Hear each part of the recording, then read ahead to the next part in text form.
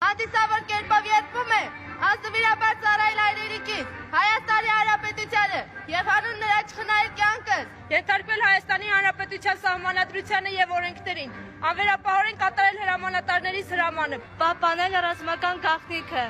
ու թե կրճեմ երդումս, թող պատժվեմ օրենքի ամբողջ խստությամբ, երդվում եմ։ Կարևոր ու խորհրդանշական այս իրադարձության ականատեսը զինծառայողների ծնողներն ու հարազատներն են, որոնց համար պահը նույնքան հուզիչ է ու հպարտություն ներշնչող, մեկ պարզ ու անքննելի պատճառով։ Հայրենիքի պաշտպանության գործին զինվորագրվում են կանայք եւ աղջիկները։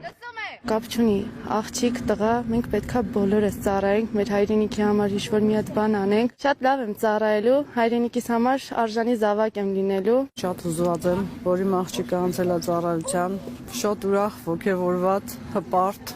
որ սենց երեխա եմ դաստիարակել, որ իմ երեխան իր լուման կներդնի իր հայրենիքի համար։